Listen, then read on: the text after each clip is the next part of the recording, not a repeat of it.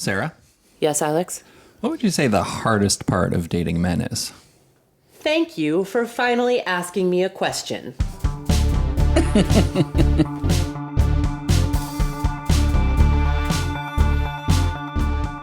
Welcome to Mistakes Were Made, a podcast about non-monogamy for messy people like us. I'm Sarah. I'm a therapist. I'm a writer. I'm a parent. I am a frustrated lover of men. And I'm her husband, Alex. I'm a communications professional, and I'm also a frustrated lover of men. And I'm Jessica, here producing, resident monogamist, and a frustrated lover of men. Today, we're excited to welcome a guest to the podcast. Dr. Eric FitzMedrud is a Silicon Valley-based psychotherapist who's focused on relationship and sexual issues. He has a PhD in clinical psychology and has been in private practice for over a decade. He works with couples and individuals and has a specific focus on men's issues. He's polyamorous himself and bisexual. His work, especially focusing on men's issues, led him to write the book, which just came out in 2023, called The Better Man, A Guide to Consent, Stronger Relationships, and Hotter Sex. Eric, we're so excited to have you on the podcast. We were wondering if, to start, you could talk a little bit about how you got from private practice therapy to writing this book. Yeah, I was writing a blog in 2017 as the Me Too hashtag really began trending online, changing the landscape and the conversation broadly around consent and showing up in the headlines.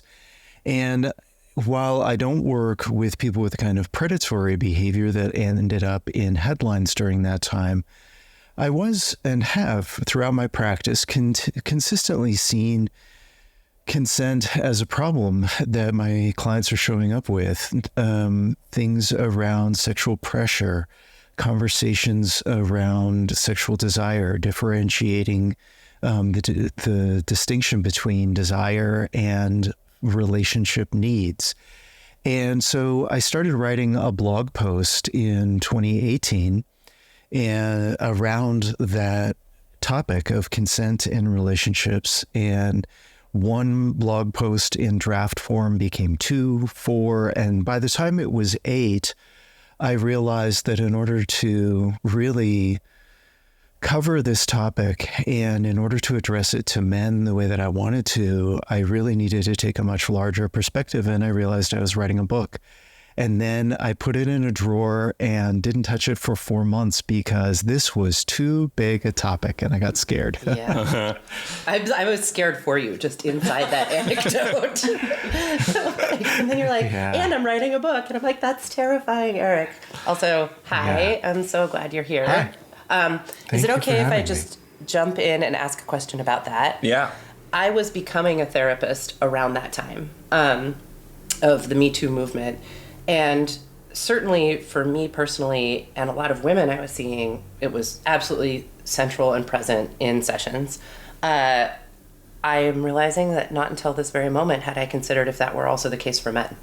And so I'm wondering if the blog posts that you were writing were inspired by the fact that lots of men were talking about it in session. It was. And I mean, I think that probably you won't be surprised when I say that the most common way that it was showing up for men in explicit form was, but I'm not a predator. I'm not a rapist. I don't coerce.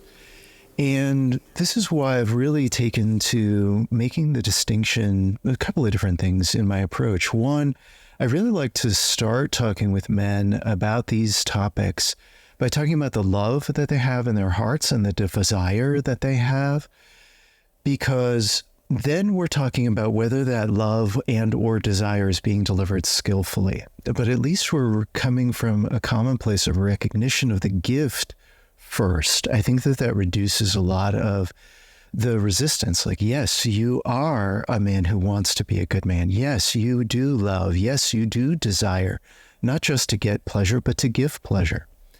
And then I like to talk about the distinction between what I've come to call low bar consent versus high bar consent. Low bar consent, I think of as that baseline of like, let's prevent sexual assault and worse. And the high bar consent is let's find and map and travel on the pathways together that can lead us to the highest forms of erotic pleasure and freedom for each other. And these are two very different kinds of conversations. But if we aren't at the high bar, especially in long-term relationships, we can collapse and eliminate a lot of the possibilities out of our erotic lives together. And that really opens up, okay, maybe you're not a predator, but maybe you still created pressure. Maybe you're not a predator, but maybe you've still created feelings of discomfort in your partner. And what can we do about that? How can we talk about that? And how can we change it? I love that idea of high bar consent and low bar consent. That feels incredibly helpful and like something I haven't actually heard articulated in that way before. I want to dig into more of that, and I want you to also dig into your experience of the book. But I just, I had to ask, why did it feel so scary to write the book? Why'd you put it away for 4 months? Yeah. I mean, I think there were a number of things. Being a man wanting to speak to men about this, I was worried about my positionality, you know, even as a bisexual and polyamorous man, having been attracted to men and in sexual relationship with men, I didn't know if I could represent the pain of people of other genders. I didn't know if my own mistakes historically around consent or my own mistakes in cheating would disqualify me from being on a public stage. And over the course of the kind of 5 years from those first words being put in a Word document to publication, I spent about half the time writing and editing and the other half of the time going through my personal development to figure out how am I going to be in integrity on a public stage, recognizing my fallibility, recognizing my faults and flaws, and still hopefully pointing in the right direction. Wow. That's, I think that really shows in that I'm a terribly slow reader, so I haven't actually finished reading the book yet. But in the parts that I've read so far, I think it really shows up, and it's interesting because it doesn't feel like a book that where you decided that you had something to say and just fired it off haphazard. It really, the intentionality behind it really shows. I was telling these guys last night when we were talking about it that it feels almost like a reference book in some ways because it's so well researched and there's just like so much there. It's not like there's one perspective that you're putting forward, but it seems like there's a lot there for sort of anybody who is kind of at any place on that journey to get out of it. And so there's very, very basic stuff about what is consent and what do you need to do to be in positive relationships. And then there's kind of much deeper stuff as well. The thing that really stuck out for me, though, I think, is that, you know, we talk about a lot on this podcast about just like the challenging dynamics between men and women. We're talking about relationships, non-monogamous, polyamorous relationships between men and women a lot, and then less so between women and women as well, and non-binary people. But, there are a lot of challenges that come up between men and women, and we want to spend a lot of time today with you talking about that and some of the source material there. But the compassion that you're able to bring in the book towards the men's experience in that is really, I think, appreciated because it's sort of a hard thing because of all of that background to express that compassion and come from that compassionate place while not sounding like you're erasing the inherent power dynamics that are there and the like history of oppression of women. Can you talk a little bit about that? Was that part of that five-year journey for you, or how do you think about that? Yeah, I mean, I'm so glad to hear that the intentionality is coming through, and so glad to hear that you feel like it's touching on people's journey wherever they might be, because that's exactly how I thought of it. I have men come in at very different phases of development around integrating their sexuality, whether they are really frustrated or angry at partners and really focused on what their partners are doing wrong. Some men come in and they're like, okay, I know I'm the common denominator in my relationships and I want to work on that. And some really are wanting to go to the, next level and kind of find the deep joy. I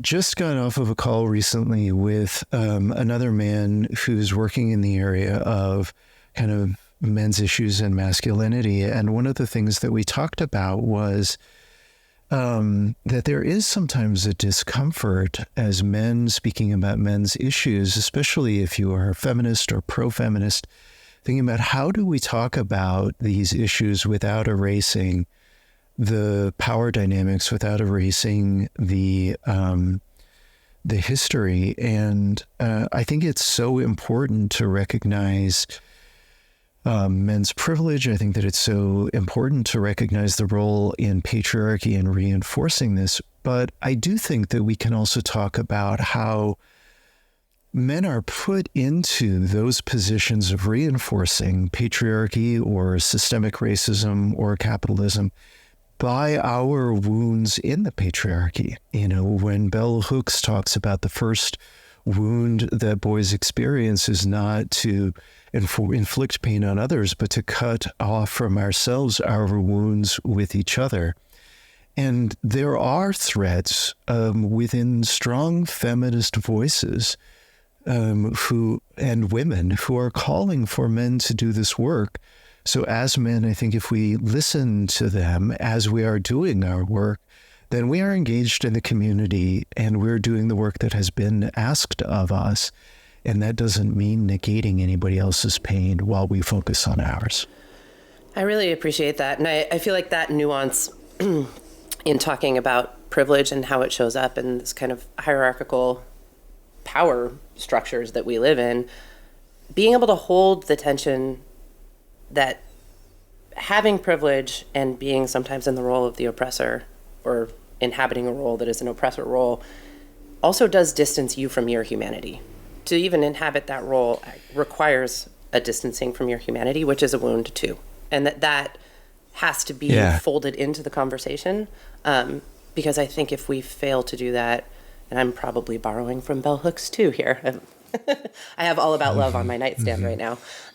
If we fail to do that, we fail to actually understand how these systems are operating, and it makes it a lot harder to dismantle them or challenge them. Absolutely. And, I also think it's really valuable to recognize the lament of a lot of men who will say, like, what privilege? Well, on the one hand, there may be a lot of privileges you're unaware of, ways that social dynamics that are so subtle, the ways that if you're taller, you get listened to more, the ways that you may receive deference that you're unaware of in conversation. And also, it can be true that for men of color and for men of lower classes, not all of the privileges and benefits of being men in this patriarchal society accrue similarly to all men. And so there is an intersectional perspective that I find really valuable for this conversation to break apart. This isn't just about you being a man. This is also about your other privileges and identities and roles and how they show up in the intersection in you and also in the intersection with your partner. And you could be, feminist from birth. You could have had all of your patriarchal notions deconstructed by your family system. You may have had, low or little economic privilege. And also, if your partner didn't come from that place, their wound under patriarchy, if they are your partner, is still your responsibility to respond to continue the healing process. And so it isn't just about what did you do or what are you doing. I think it's also about choosing to show up as a healer for the people that we come into contact with. Yeah, that's kind of what we wanted to try to do in this episode, is to have Sarah and Jessica talk about some of their experiences in dating with men, and hopefully have you help, through the experience that you have in researching the book and in working with your male clients, help to kind of decode what was going on the man side, and kind of help decode some of that and see, like, what do we think was going on there, and maybe I can try to help a little bit too. Although I have tried to do that in the past in backyard conversations. And you do. I think we've had some really good conversations with that framing in mind. I just wanted to jump in and say the intimacy around some of these issues and how hard it can feel also creates an urgency that I think is exciting. And I think that there is a way that, because these relationships are intimate and sometimes domestic and really complex, there is an opportunity to understand how this stuff shows up in relationship that then can be really useful in the way we think about the world and our place in it in general. But it is so fucking frustrating. The stakes are higher. The stakes feel very high. Even if it's just about doing the dishes. Yeah. I also think that's how we know we're having a real conversation, right? We're deconstructing the assumptions and the automaticity of what we've been socialized to. And we're coming into a mindful moment, maybe at first, where we get paralyzed with all of the things we suddenly witness in what we're navigating.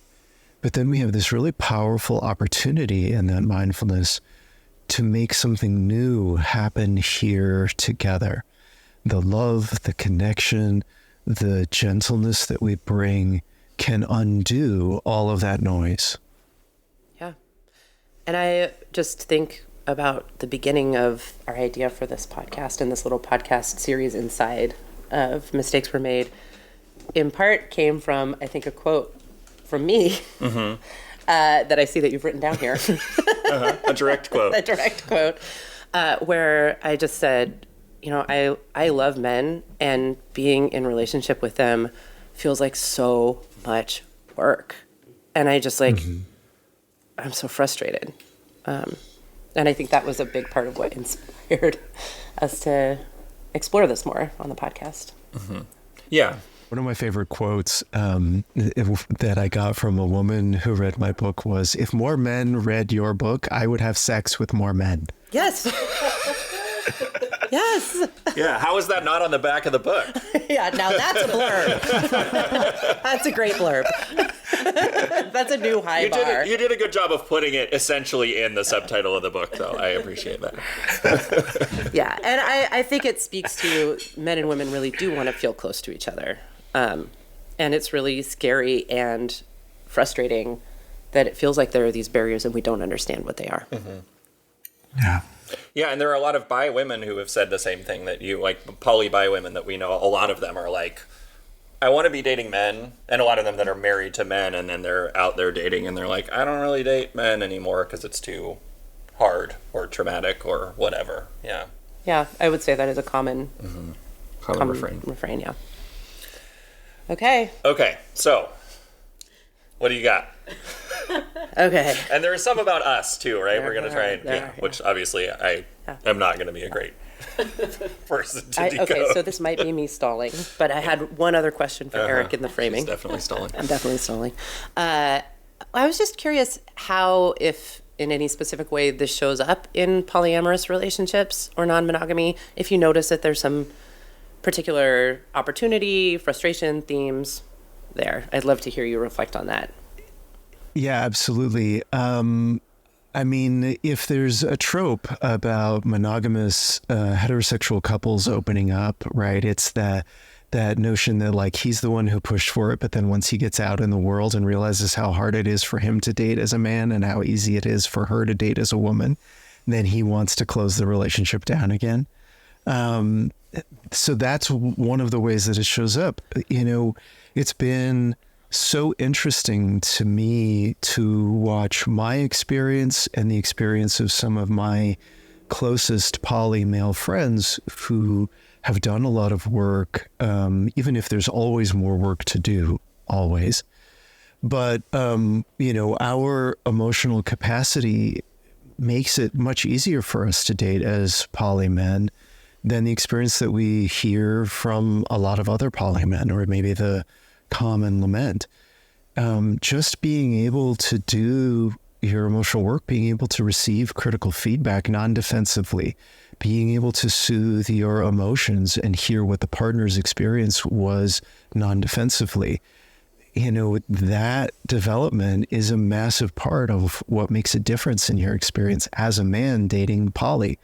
I think of whatever orientation, whether you're dating heterosexually, bisexually, or gay. You can hook up and get sex, but getting a relationship requires emotional development.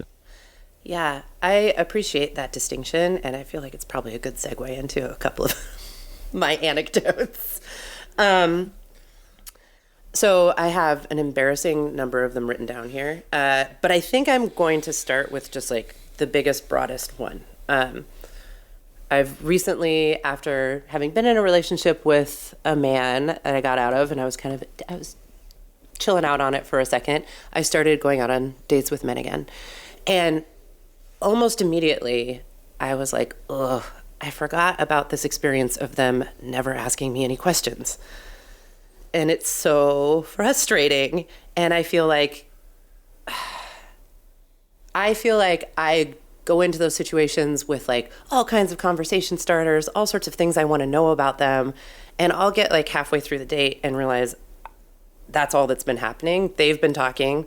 I've been asking questions about the things they've said. So I was going to engage in an experiment, and I was like, I'll just ask them to ask me questions, right? Like, it's not fair to expect that of them and not give them a chance. So in the last like 2 or 3 dates that I've been on, and sometimes it wasn't until the second date, I would be like, this is the date where I'm going to be like, hey, I'm a therapist. I used to be a journalist. I'm like a question asking machine. So sometimes it's hard for me to let other people, ask the questions. And I just directly was like, so I'd love for you to ask me about anything you're interested to know about me. And like, it just didn't go well, and it felt really bad. I felt like I'd really fucked up. In almost all the cases, I feel like the men seemed kind of offended or flustered, or they just like, in one case, he was like, well, that doesn't feel like the way conversations go. You don't have to like ask someone to ask you questions. And I'm like, well, it does kind of feel like that. What you have to do. And it just like didn't come back from that. And I've kind of had this experience 3 times in a row, and it just leaves me feeling like really despondent and sad. Yeah. Yeah.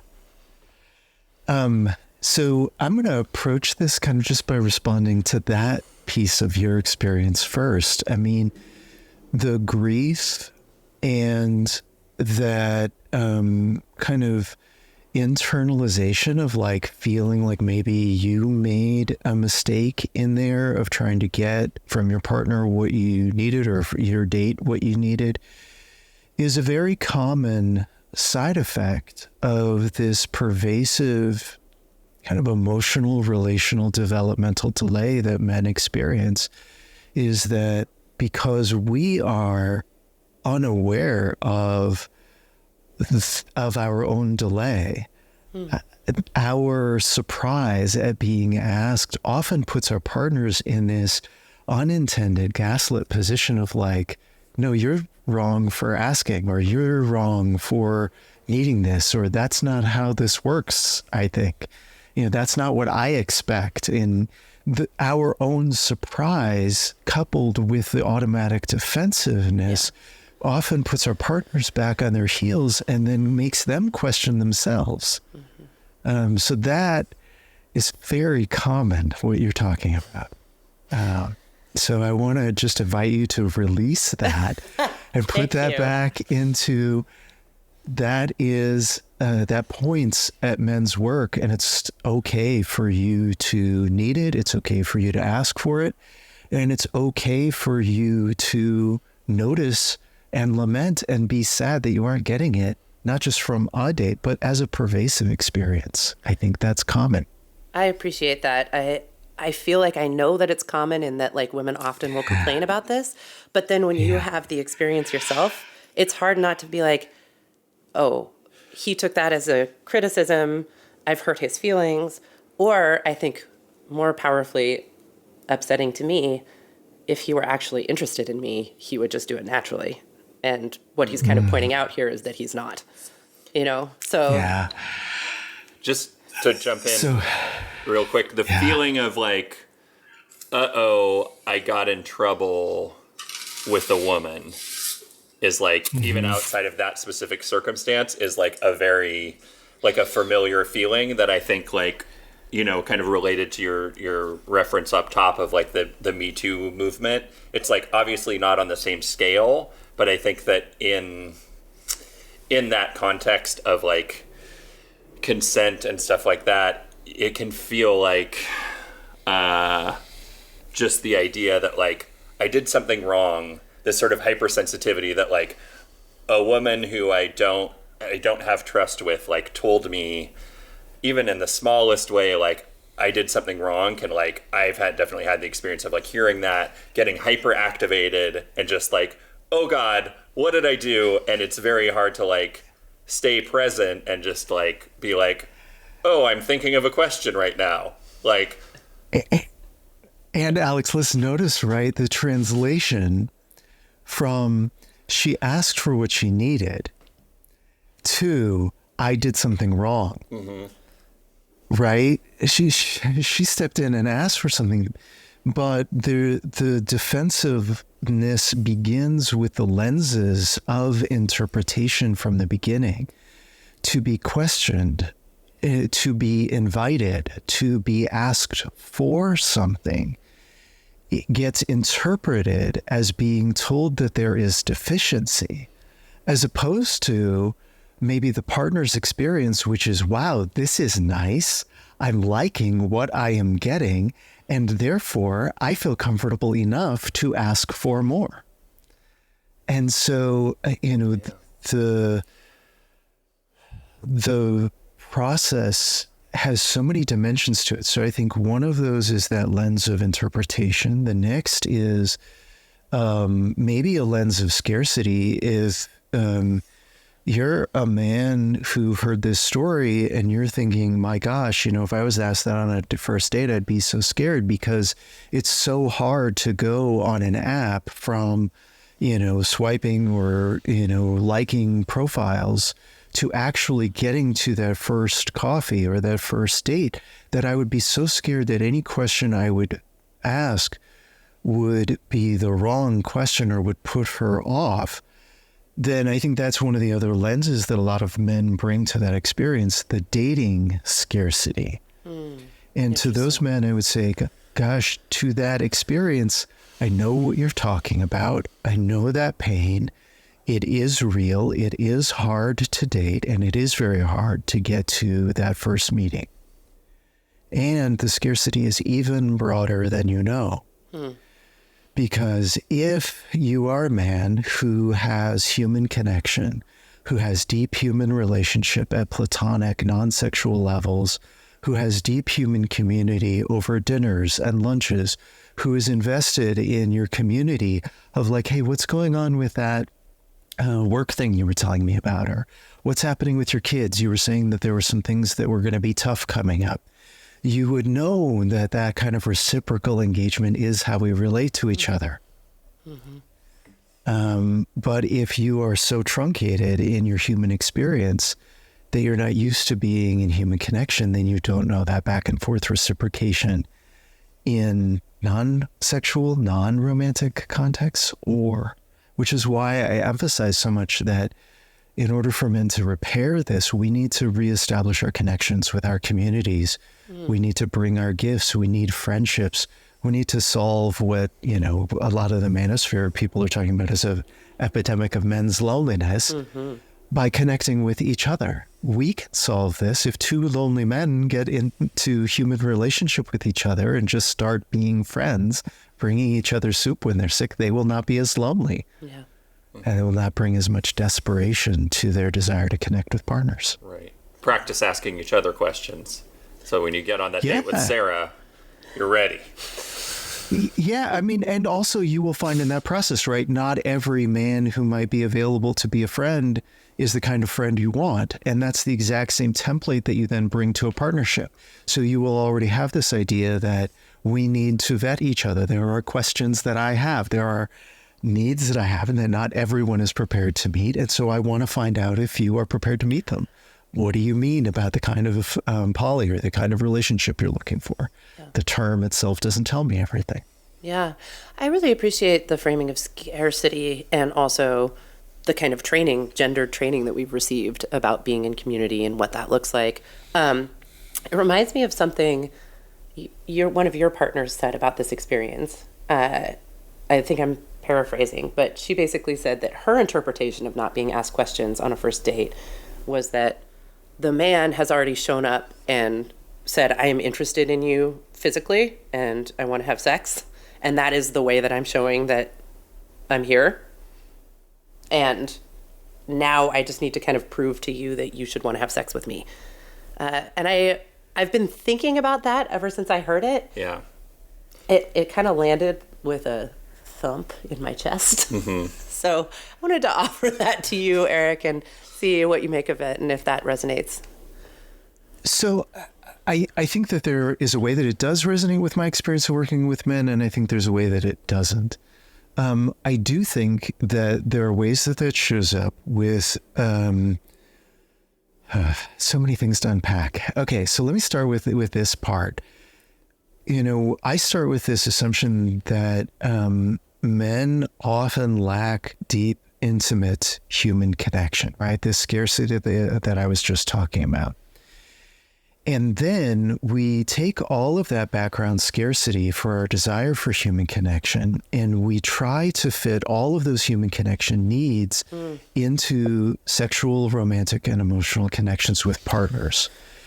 And so, you know, I think the most common lens that resonates with that story is, yes, that men are saying, well, like, I want connection and you seem adequate as, you know, a possible partner I am so starving for it that I have no threshold. I have no barrier for you to get over. If you offer me human connection, my God, I am so hungry for it, and I just want to be touched in any way. My answer is yes. I do think that then in a more defended and narcissistic manifestation that shows up with men who are like, I want to have sex with you. Are you ready to have sex with me? Right. And that's, one manifestation of that. And I think that there's another sadder and more scared version of that, which is, I just don't want to scare you off. So I don't want to say anything that will scare you off. I'm afraid that if I create content in this relationship, that it will be the wrong thing. And I think that comes from scarcity. I think that it comes from a lack of practice. And I think that it comes from an awareness at a certain level of the power dynamics. That I could say the wrong thing here. I could trigger your trauma. I could trigger power dynamics between us, but I don't know how to navigate that. Right. And in that sense, it's the same problem that a lot of white people have talking about racism with people of color. Yeah. I just don't know what to say. So I'm not going to say anything. So I won't say anything. And I'm going to get really tight. Yeah. Yeah. Yep. Yep. And oh God, yeah, there is a lot to unpack there. I was definitely feeling the experience of having been on both sides of that equation. I definitely know that feeling, and I have acted that way, absolutely, in relationship with BIPOC people. I guess one thing that is coming up for me and maybe applies across these examples is how hungry I am to feel like I'm being noticed as a unique person, as the individual that I am. I really want men to see that about me. I want them to like me for those reasons. And that's what makes me feel so sad. Like even just saying it, I'm like, I feel like I could start crying right now.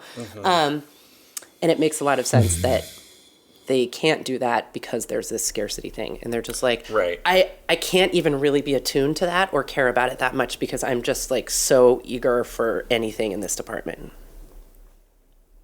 Yikes. Right.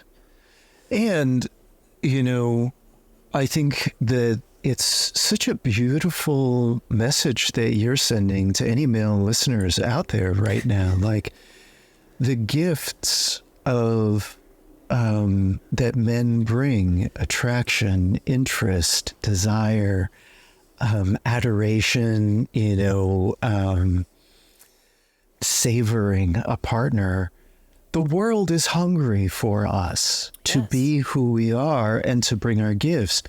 And if we decide to hear the message of the ways that we're being invited to divest ourselves of patriarchal power, and we confuse that with men's gifts are not welcome in the world, we will make a hungrier, more pained world. It's so important, but we have to have some difficult conversations, right? So, you know, hearing what you're saying, having meta conversations about how are we going to navigate desire and privilege here? What are the things that trigger you into feeling like somebody's only wanting you or to get you into bed versus what are the things that make you blossom because the person clearly is desiring you as a human being? How would you know that I was, you know, in one of those categories as opposed to the other?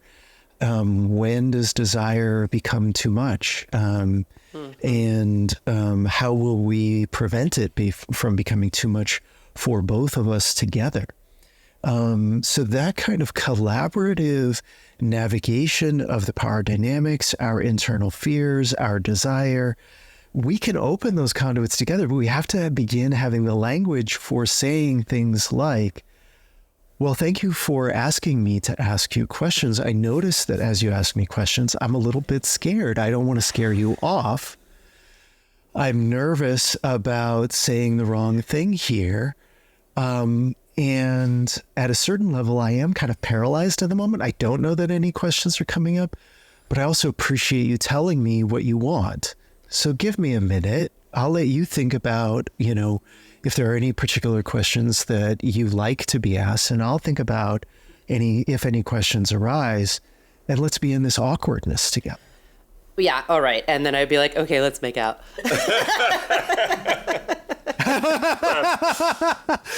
Right. And so if there are any men listening, right, I want you to hear that, right? Yeah. Being in so many men's reaction to me teaching them about meta communication is, oh my gosh, that sounds so tortured. Oh my gosh, that sounds so awkward. Oh my gosh, I couldn't do that. And what I keep finding over and over and over again is if you just get real and name what's happening, the conduit for desire is created just by the process. You don't even have to do it right. Yeah.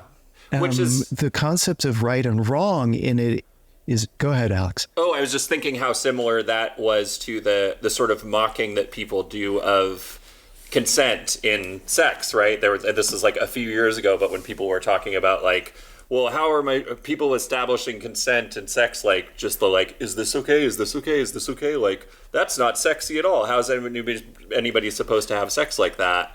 And like, this was this way that people tried to like, basically like unpack or dismantle the idea of consent and like make it so that it wasn't a thing, I guess. I'm not like completely familiar with the content of that, but like, you know, I don't know. It's just you're trying to make it seem silly to talk about what's going on between two people by saying that it's impossible to do that. But in fact, it is very possible. The process is the process of building a language Yeah. between two people. And that process is exciting and sexy and unique and the entire point of connected relationships. But it does make people very uncomfortable, and it makes men and women very uncomfortable, right? This isn't strictly a male problem. I mean, I've definitely had experiences with women where I tried to do things like play the consent game with them, or you know, have these kind of meta conversations with them, and they reacted like very fearfully, or like we're like, I don't want to do that. I don't know how to tell you what I want. I'm not comfortable in this role. Which part could be my execution for sure, but like, it's not a language that everybody is conversant with, right? And this is also where I try to deliver that message to men. Consent is for you too, right? If you try to have that consent-oriented conversation and your partner of any gender says, I don't really like consent conversations, I just kind of want you to know what you want and to take it, run. That's not safe for you. Yeah. Right? That is not a relationship. Even if that person is saying at some level that they are offering their body to you, that is not safe for your emotions. It's not safe for your sexual safety. It's not safe for the protection of you from entering into a situation where you accidentally create feelings in a partner that violate your sense of the kind of person or man you want to be. So upending this idea that consent is something that for men or for high desire partners to get from the other, consent is for the protection and safety of all bodies and all hearts in all situations. And so that's one of the things that's going to end up driving your questions, to come back to that example. Because if you're oriented to what protects you, you're going to try to be vetting people, because not everyone is safe out there. Should we try another prompt now that we've gone on a 25-minute tangent with this one? That was all fantastic. Yeah, it was great. It just gave me so much to think about. And I'm beginning to see, and I think with a few more examples, it'll become clear that they're connected to the same thing. Yes, where this is like the same thing kind of manifesting in different ways over and over again. And I'm just really struck by that desire on all sides. Everybody is like, I want to be close to you. I want to have an experience with you. I want to be seen. And this material between us that keeps that from happening, and some of the resistance around pulling it apart. But I just am really feeling that everybody wants that connection. Yeah. Jessica, hi. Hi. I know. So a little background, Eric. Jessica and Alex and I have been friends forever. We've been making media forever. When Alex and I were in a monogamous marriage with each other, Jessica spent much of that time dating. And then around the time that Alex and I opened up and started dating, Jessica got into a monogamous marriage. So True. There's like an interesting context and history between us. And I know that I was your bestie through a lot of that dating and the highs and lows. So I asked you to source some of that material for this podcast. Yeah, you thought it sounded fun. I did. Back then, didn't you? I did think dating sounded fun. And I have apologized for having said that to you many times. On the podcast and off. You're right. I was wrong. Yeah. No, and that's, I mean, it is fun, and it's horrible, and it's just like being a person, right? Mm-hmm. But yeah, I think we were thinking about a story. This happened a long time ago now. I mean, it was probably 10 or 15 years ago. But God, and I hadn't thought about it since we talked about it, or until we talked about it last night, a long time. But so, I was dating this guy, we were probably on like a second or third date, something like that. And I was so excited because he suggested we go to like a dance class, a salsa dance class, and I was like, oh my God, this is amazing. I love dancing. Like, men never want to do this kind of thing. This is great. And we get there, and, 5 minutes into the lesson, it's revealed that like you don't just dance with the person that you came with as your date. You like rotate around, you do a step together, and then you move one step in the circle or whatever. And he just like lost it, and refused to participate, and I was just like, oh, okay. I mean, I guess, I don't know. Do I stay? Do I go? I can't actually remember if we just both left or what. But yeah, it just was really surprising to me that like, it was like his idea. It was his idea. Yeah. I know better than to suggest such a thing. I remember you coming home from the state. Did you go out with him again after that?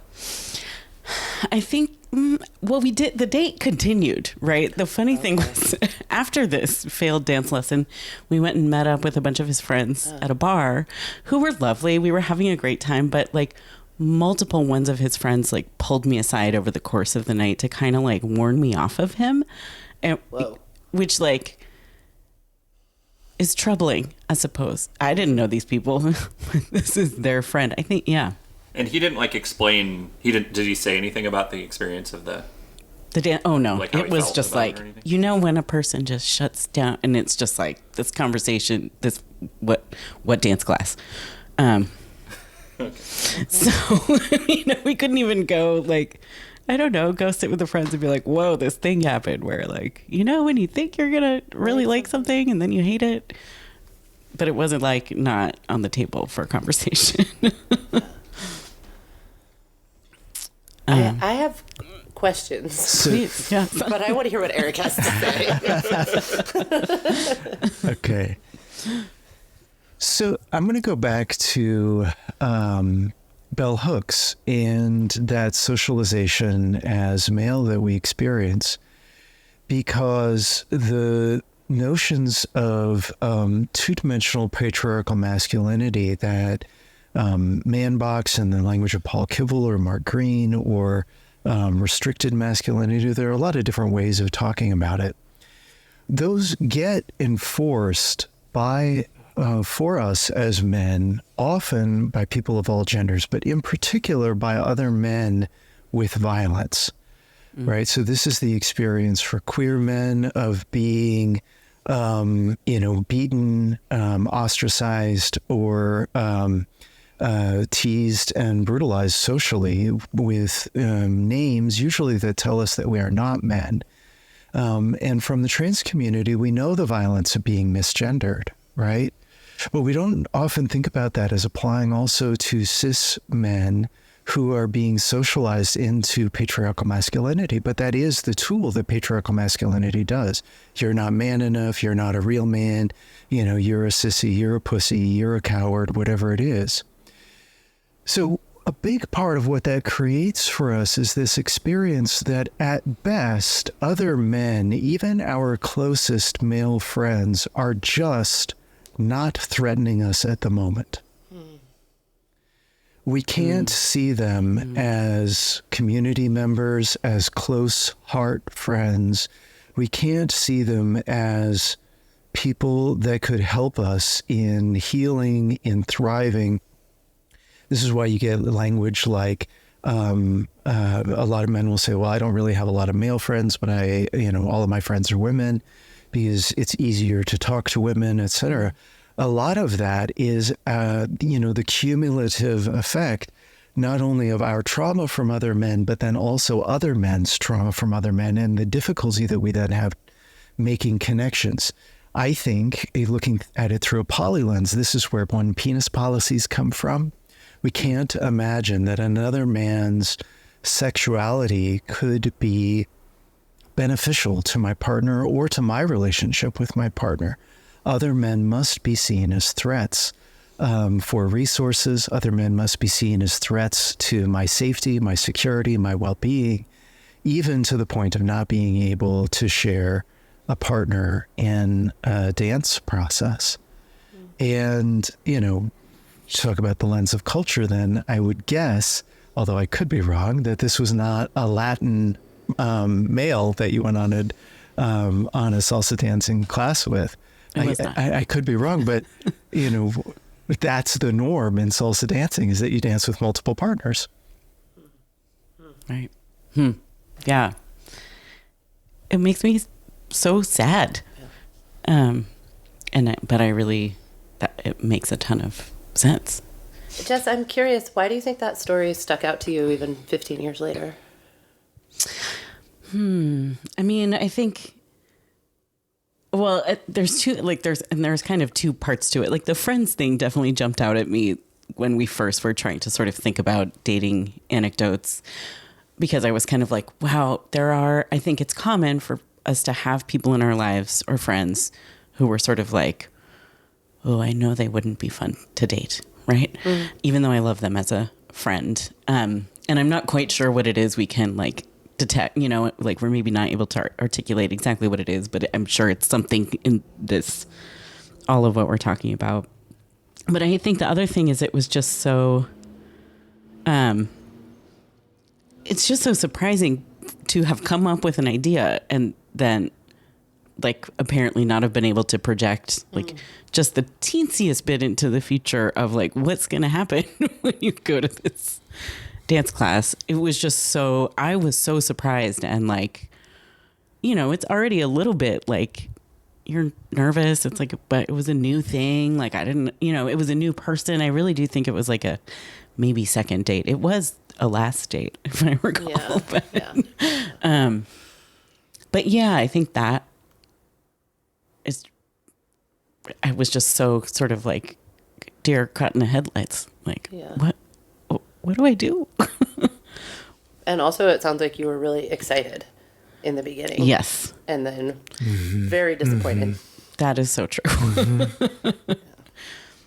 I will be chasing that dragon still my whole life. No, just Like, this was the one guy that came up with a date. with a that was dance about class. dancing. Well, and the date that suggested vulnerability, right? Like yeah. the premise of the date, going to a dance class, suggests that he's gonna be vulnerable, Right. right? And like suggests that he's gonna be excited about, like, first of all, dancing, and second, like a dance class. So he's not already just like really good at dancing, Right.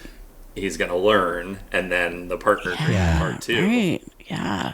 Yeah. like, and then slapped It's like, nope. brutally. How dare you want something like that? And Jessica, it sounded like a part of the excitement too was that invitation made you think maybe this was a man who was going to show up differently than a lot of the other men. Maybe he was breaking some of those norms in an exciting way for you. So you thought you were going to get some of that, those male gifts without some of the baggage or without some of the negative emotional experience or emotional labor that you would have to do. And then what you got was not just not that, but the opposite of that, like deep entrenchment in the thing that you were hoping to get away from. Yeah. Yeah, exactly. God, that's so interesting. I hope he's listening. I know. Maybe some his journey has led him to listening to her. Yeah. Yeah. never know. I wouldn't be surprised.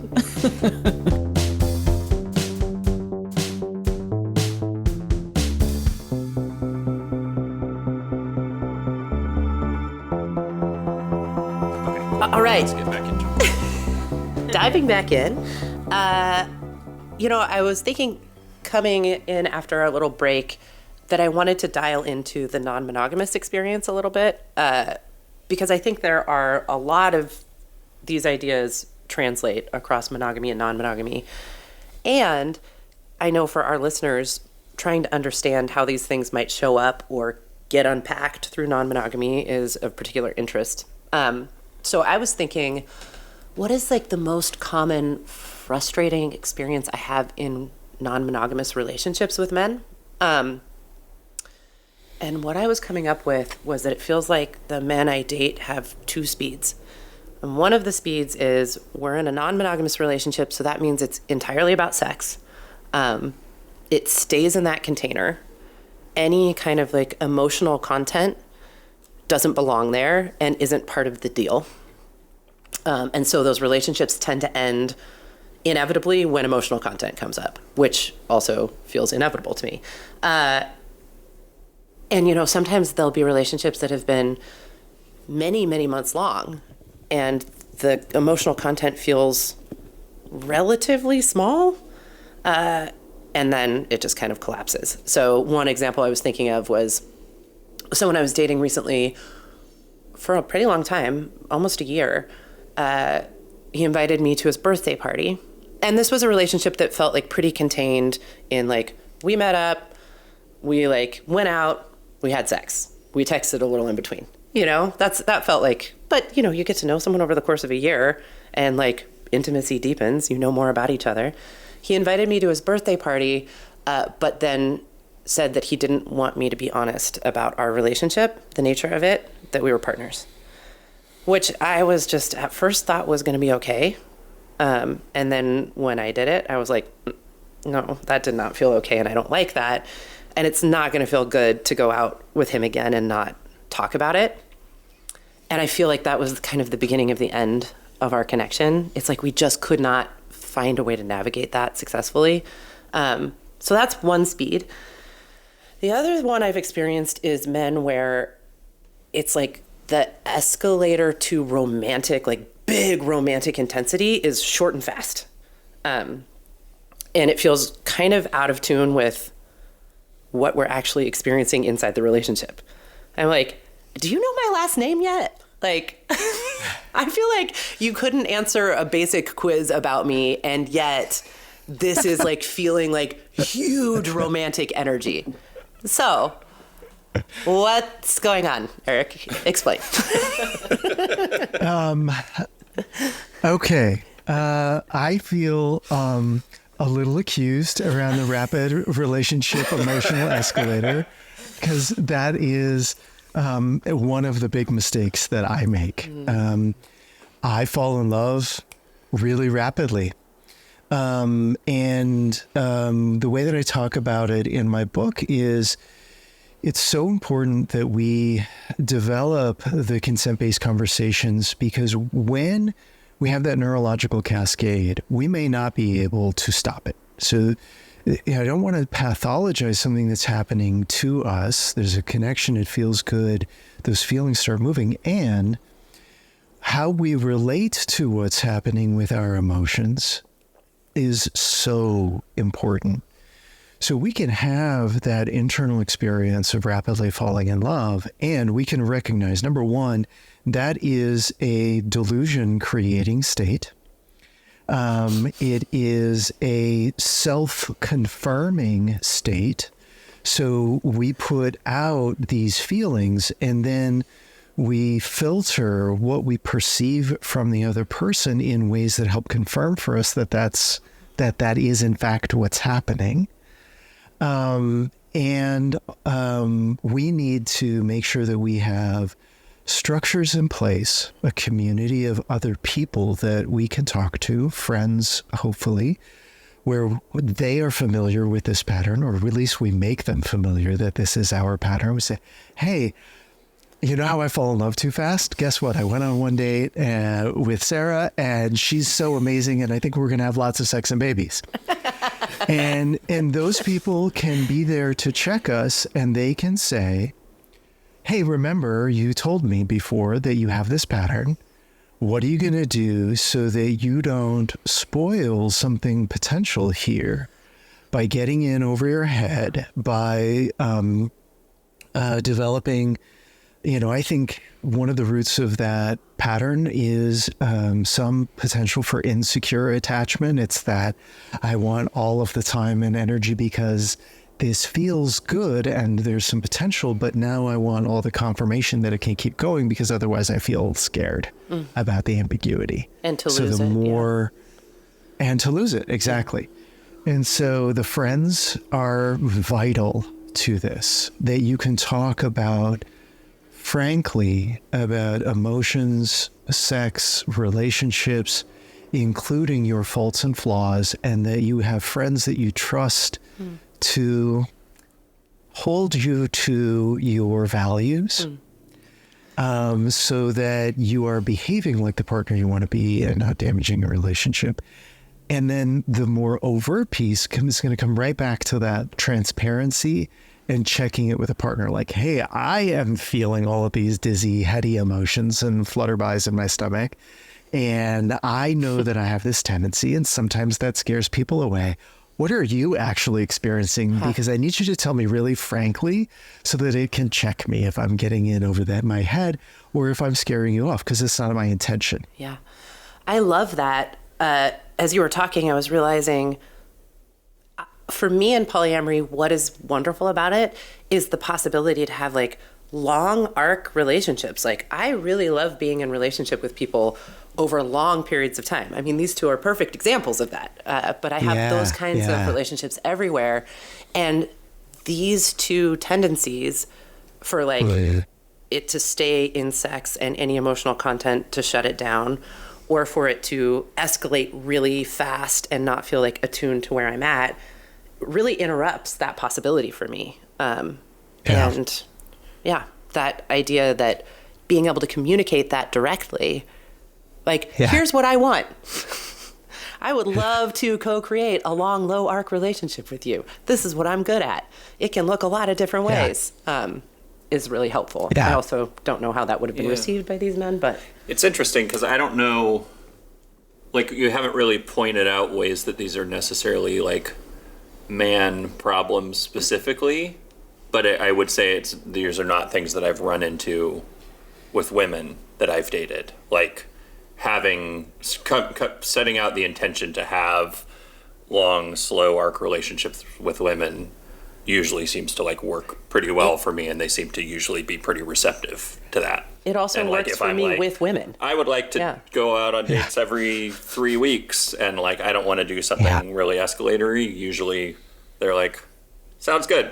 Yeah, I do feel like women tend to speak that language with me more, and I've succeeded in that more. Eric, why do you think it is that men might have a harder time either hearing that or just might kind of signal regulating between those things? Yeah, I want to add just a little nuance, and then I'll answer that. So I don't think it's only a men's issue. I've experienced both of these dating as a polyman from female partners. And I think one of the core basic reasons why it is a little bit more, in my experience clinically and dating poly, problem for men is just the root of it is emotional self-regulation. We think and talk a lot about emotional self-regulation as a necessity for big, difficult, problematic emotions like anger, but it is also just as true that big, positive emotions like falling in love also need to be regulated, or sexual desire. And I haven't really spoken to the sex-based, entirely no emotional content thing. I think that really comes from a lack of proficiency, a lack of capacity.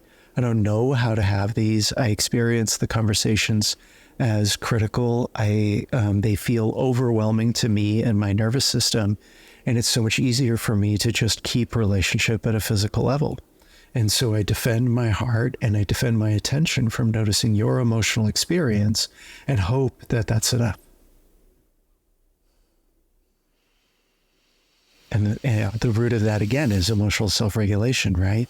If I disappointed you or you're sad, I think one of the biggest problems, and I say it in my book, I don't think that the real problem with men is a lack of empathy. I think that much more often I experience the problem with men in relationship is that we are so empathetic that when we see our partner in distress, we can't regulate our distress. So we rapidly move into trying to fix it to stop them from feeling the thing we can't tolerate them feeling.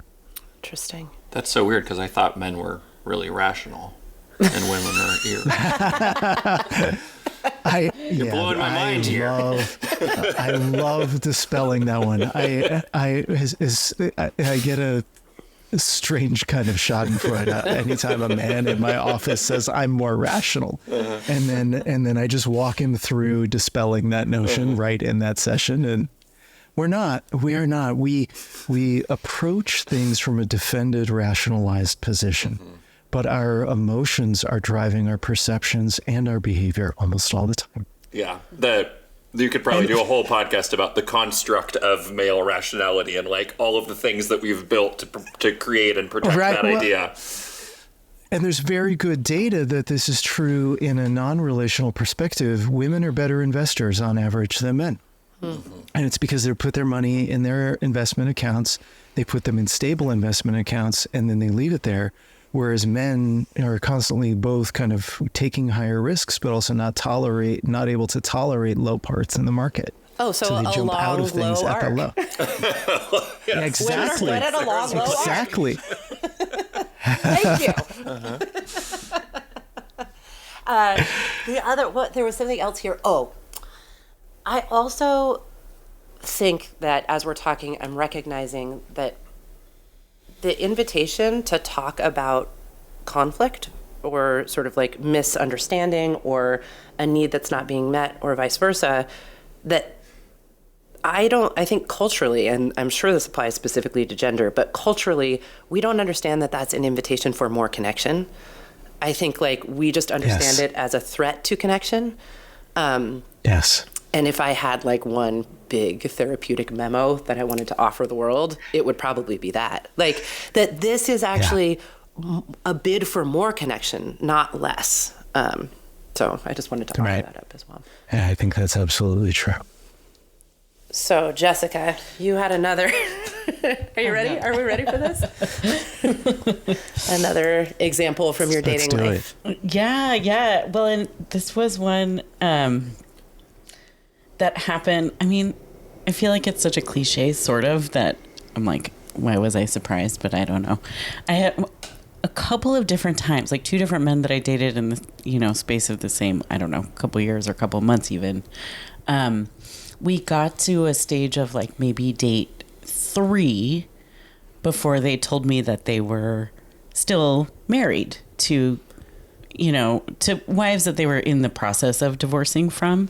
But like, I was totally surprised and caught off guard in both cases because like they were both people I had met on the apps, where there's like every opportunity to just be so clear and explicit about like your relationship status, right? Which is like in the process of getting divorced is a relationship status, right? But it's not the same, especially at that time. Like that was before I had ever even thought about this whole world of polyamory, and like I think my feelings about relationships and were much more binary at the time. But it was like shocking to me, like, that it felt like such a big deception. And in both cases also because it was totally fine that they were dating, right? They were well and thoroughly separated. They weren't cheating. They both ended up being people that I dated for like a few months. But I really was so confused in the initial like discovering of that information. I think that this is caused by a couple of things. I mean, I think that there is a lot of dating advice out there that if there's something that you are vulnerable to share, wait till the second or third date to share it, because at least you create a little bit of connection and a container for that difficult information to be held. And I think we might be back to the notion of scarcity for men in dating apps to I'm afraid, or maybe I have already experienced, that if I put on my profiles that I'm in the process of divorce, that no women will touch that. Yeah. Yeah, and it also brings us back to that feeling then that you were talking about, Sarah, of like, well, not me, right? Like for me, I would prefer that you were really clear and explicit about your status. So that's treating me like just a commodity. Right. This is why I really recommend to people that I'm guiding through the online dating process, put all your deal breakers and put all of the things about you that are weird and might break the deal for somebody else out up front.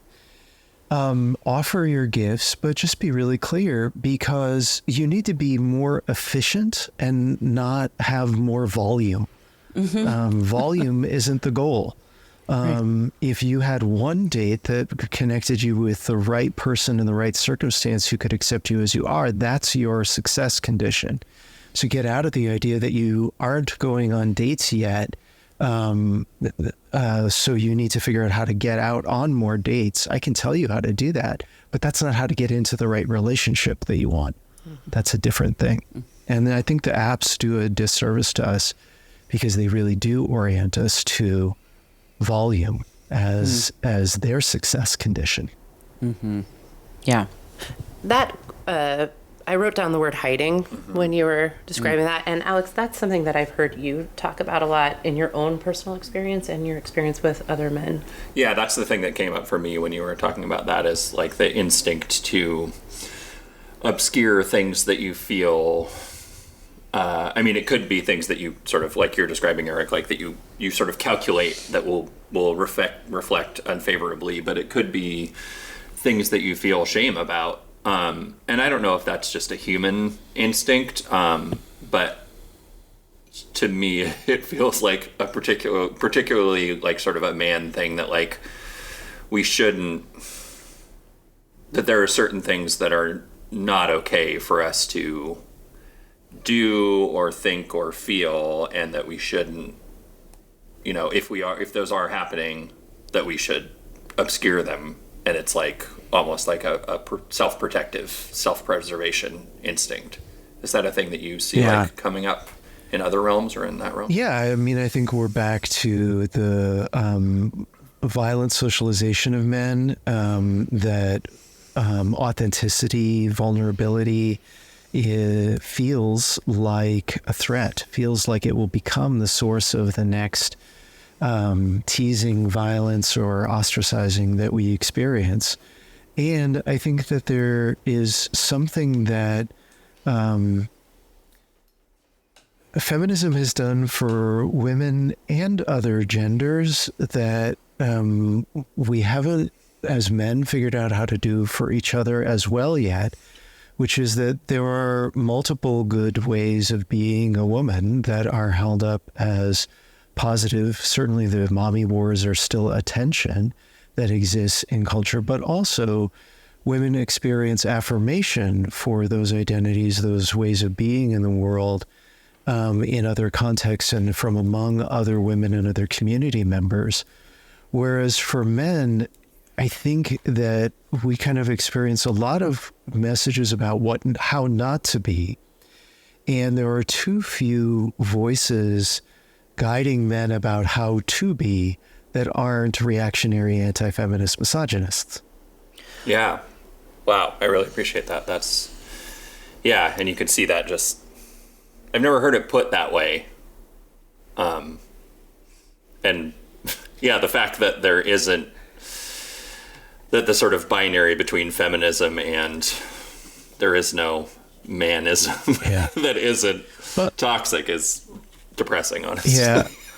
I'm in dialogue right now with a number of other, pro-feminist intersectional men's leaders for men and masculinity, trying to figure out why, the history of pro-feminist men doesn't get media attention, why it, so many of us who come to those positions individually, we're completely unaware of the other communities out there. And it's something of a dilemma that I'm trying to noodle on. How can we make that more visible? Mm-hmm. I think that people are very hungry for it. I mean, I think so too. Just in casual conversation in our community, I think it comes up a lot about like how to raise sons, for example, how to do this in more thoughtful and intentional ways, how we can create more of a diversity of possibility for young men and our partners. I wrote down as I was listening to you all this idea of shame and perfectionism, conformity and perfectionism. I think this, to me, circles back to the conversation we were having at the beginning about how systems of control and oppression operate. And it's the people who hold, in my observation, the people who hold more of the power are also deeply constricted and have to conform very closely to one understanding of what it is to be that identity. And that's like some sort of, I don't know, just like horrible contract that you get into. And I don't exactly understand why it's like that, but I feel like there is a connection between perfectionism and patriarchy and toxic masculinity. I think there's a connection between perfectionism and white supremacy. Like you just see it kind of repeat itself in these ways. Yes. Yes. Okay, yeah, just some light Monday morning stuff, whatever, no big deal. Just like a fun podcast about dating, that's all. What? Yeah, fun. Our conceit was so fun and we're fun, whimsical. I swear, we're fun. One other reflection on that last thing too is I was looking at the the men's studies section at our local bookstore, Elliott Bay, and it's like has a pretty robust like LGBTQ women's studies section, and the men's studies section is comparatively very small. And I would say like more than half of the books in that section are written by women, which is like, certainly appreciated that like there are women doing that work, but it's also kind of striking like that more of the labor of like unpacking this stuff is being done by women than by men. In a way, so looking at the labor, I know the lament, and I appreciated that, the lament that a lot of women and partners of men say that they have to do for their male partners. In a way, I also think that it is helpful for pro-feminist women to say, yes, there is a manhood we want. Because I think one of the orientations that men seem to have, I'm not trying to identify any gender essentialism in it, but I think one of the things that a lot of men are looking for is not just what are other men saying about what a good man is, but what are women, what are queer folk, what are people of color saying are good men? Because we also know that a lot of the men saying what a good man is are not the men that are going to lead us into that human community. So we're looking for what is being asked of us. We will sign up for it when that message is clear. Yeah. Mm-hmm. Yeah, and making a distinction between masculinity and patriarchy is so important, and I don't think we do a good job of that. As a bi woman, I feel like I really have to fight to hold on to this position that I love men and that I want to be in relationship with them. And I'm defending that often. But I love masculinity. I love men. I feel more whole when I'm in relationship with men as well as women and people along the spectrum. And we definitely, we really need you all. Really, really need you all. Yeah. Okay. I think back to when the Black Panthers were seen as the greatest threat, it's when they began making connections to white workers and really broadening the anti-racist agenda to a labor unity movement. And it just shows that there is there's a tipping point that is available when men, when cis folk, when white folk line up with the marginalized populations and the oppressed populations, more obviously oppressed populations in our community. And when we say, no, you know what, actually, this just hurts all of us. And we want to change it together with you. We would like a place at the table. We may not need to be the loudest voice. We maybe ought not be the loudest voice. But we're here and we want to do this work together to dismantle this system and make the world a better place for all of us, because we are all suffering. All right. That. Yeah. Well, that would be a great point to stop, and then we would get out of this podcast without having to talk about our relationship at all. Which is perfect in every way. Absolutely perfect. And has no challenges whatsoever, because we've transcended all of the problems between men. Great. And scene. Yep. What I clap to end it? Should we do... We should do it. But for the sake of vulnerability. Okay, sure. For the sake of vulnerability. Okay, so I would say one of the biggest, we don't have it's maybe less of a specific thing and more of a general thing, but to summarize, I think what you were getting at here in the notes is the main thing that Sarah and I guess the word is clash on, or where we miss each other is often that Sarah likes to have a lot of conversations and spend a lot of time talking about feelings. And I like to spend a lot of time talking and thinking about logistics. Mm-hmm. And for some reason, we often find ourselves in conversations where those two things are battling each other. And I don't really understand why. I mean, we had conflict about that this weekend. Yeah, what was the... Unpack that so we have a specific... Let's get into the specific logistics. I don't even remember what you're... It's so convoluted, and it's Okay, like maybe not. It's really a classic, like, because we're polyamorous and parents of young kids, and all, and it was just like there were a lot of logistics happening around, like, you helping a partner, me taking the kids to something, right? Other things that we had obligations so the example towards. is like, when am I going to drive my partner or pick my partner up from this like surgery that she's having, and like how is that going to fit into when we're taking our kids to this thing? And I just want to talk about that stuff and figure out like when we're going to do it. And then Sarah is like, you're not holding any space for like how it might feel for you to leave on Saturday morning to go like do this thing with your other partner that might be a big deal because you've never, been in a position where you're like doing that kind of like big sort of caring gesture like in her life, and that has feelings attached to it. Is that right? how you would? Yeah, I would say that's. We kind of had a couple of days where that conflict kept coming up, and it was just hard for us to hold space for either of the thing. Someone tries to talk he tries to talk logistics. I'm talking feelings. I've tried to talk feelings. He's talking logistics, and we just do it till we're fighting. Yeah, yeah. So I have a general tool that I use for this, which is. I apply it in a lot of different circumstances, but it is that the least safe person sets the speed. And that's about physical or emotional experiences.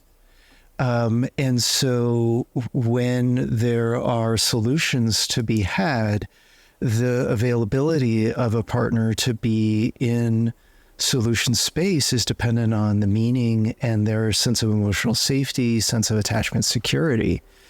And so the kind of quick layer of that is it at least orients a quick recommendation in your couple to orient to maybe Sarah's emotional relational lens first, but I would also back up, Alex, and also inquire about what are the emotions and the needs that get fulfilled for you by the logistical conversation? Yeah. Yeah, probably feeling like it's okay that I'm doing the thing. And so if you can go into the emotional conversation with Sarah, unpacking the vulnerability of, I'm afraid that when we get into this conversation, that the message that you're telling me is that it's not okay that I'm doing this thing and I'm trying to defend it, then you can both have a little bit of emotional vulnerability in the conversation and comfort and care for each other. Do you think that this is a thing that plays out in like a gendered way? Like, I guess I'm looking at either you from seeing couples. Like, are the men usually the ones who are like, let's talk about the logistics? Yeah. Solutions oriented. In my experience, yeah. Go ahead. Yep, exactly. And we kind of talked about it earlier, right? The myth of male rationality is a big part of that.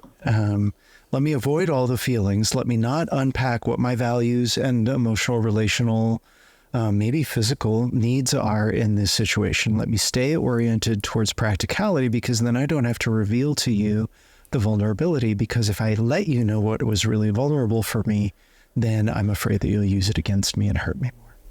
Mm-hmm. Yeah. Right. I was literally like, well, it only took me an hour. Why is it such a big deal?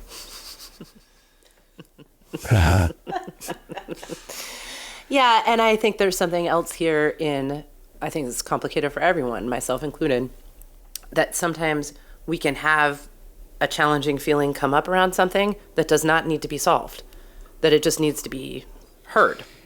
And that I know that for me, and held. That, unless we're talking about something that's like highly activating, that works 90% of the time. Yeah.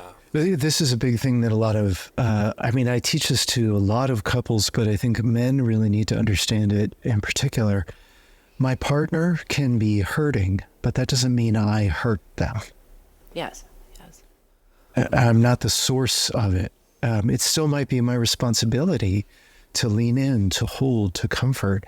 But just think about it this way, like if you are not actively participating in the healing of whatever pain is there, then you are probably actively participating in perpetuating that pain.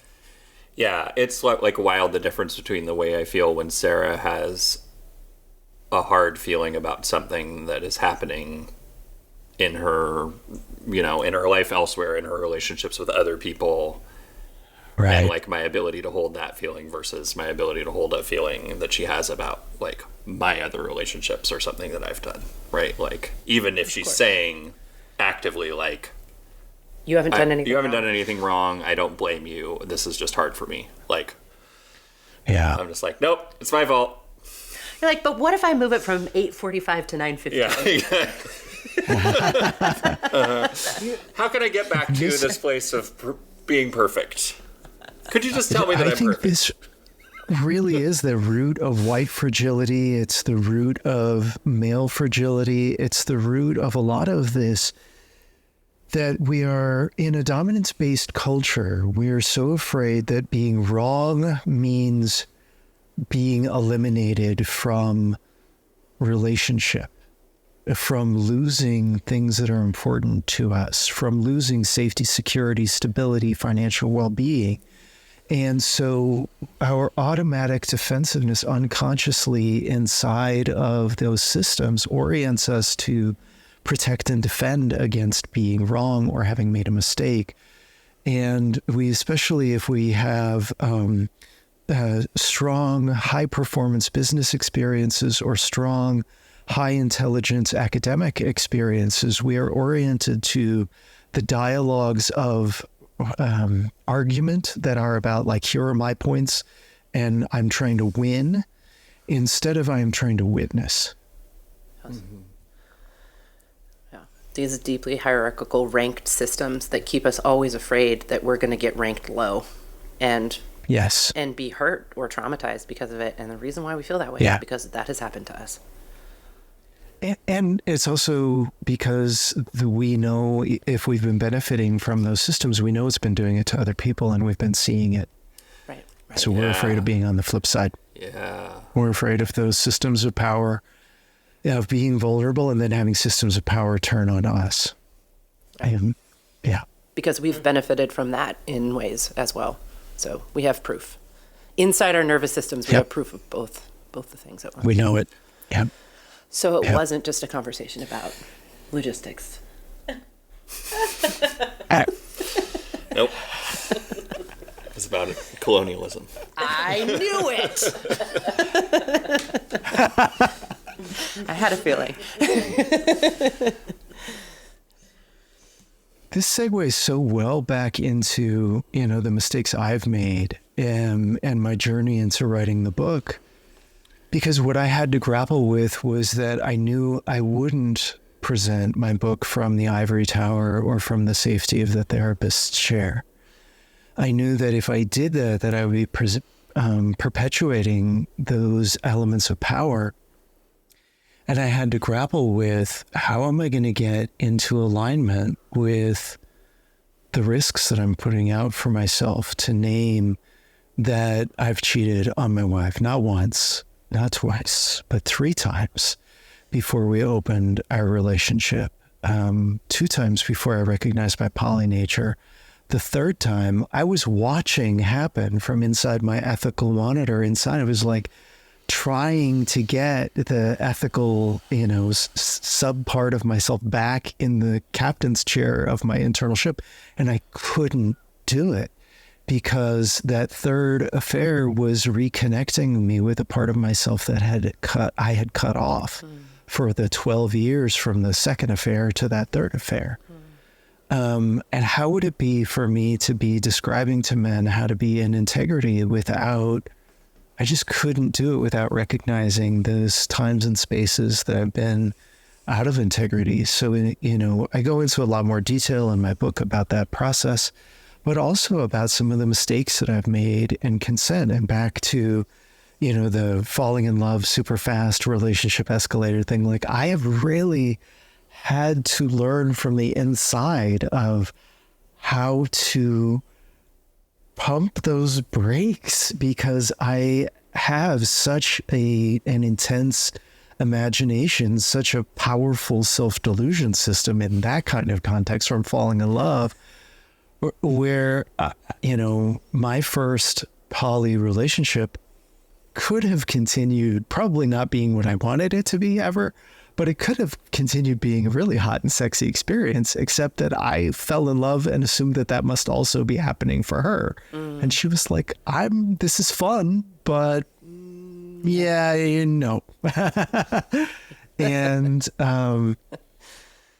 I detail some of those consent gaps in the book where I've gone through the process of making mistakes, hurting partners, sometimes not bearing witness to it, not noticing that it was taking place.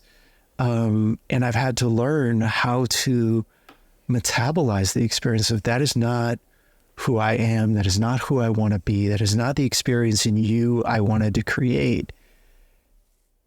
And to calm my nervous system enough to just bear witness to, and I still did that. And those are still the feelings you have.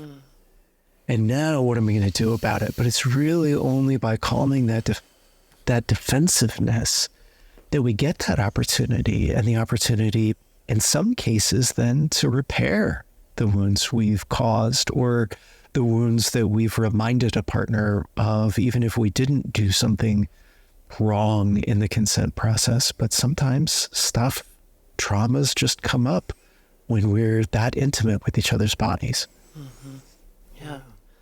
Thank you so much for sharing that, Eric. I really appreciate your vulnerability, both in sharing that stuff in the book and here with us. I think there's a lot of people can use this kind of like language and exploration as for purposes of like self-justification sometimes, to like perpetuate the same behavior that they want to continue. And like, we always have to be careful about that. And then, hopefully more and more people are getting to doing it authentically and actually trying to be better and treat others the way that they should and that they want to. And I can really see that you're doing that, and it really comes through in your book. And I think it is really going to help a lot of people.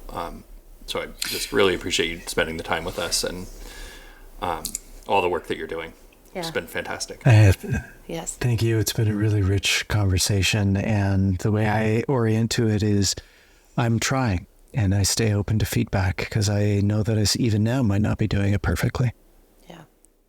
Well, thanks for doing it imperfectly and authentically with us this morning. It was wonderful. I really enjoyed it. And I look forward to reading this book and all the future books. All right. Thank you. I appreciate that.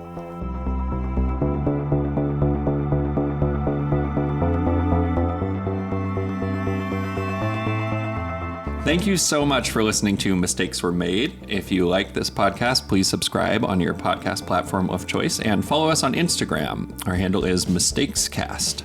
Thank you, Eric, for joining us, and thank you so much, Sarah and Jessica, for producing. We'll see you next time. Bye. Bye.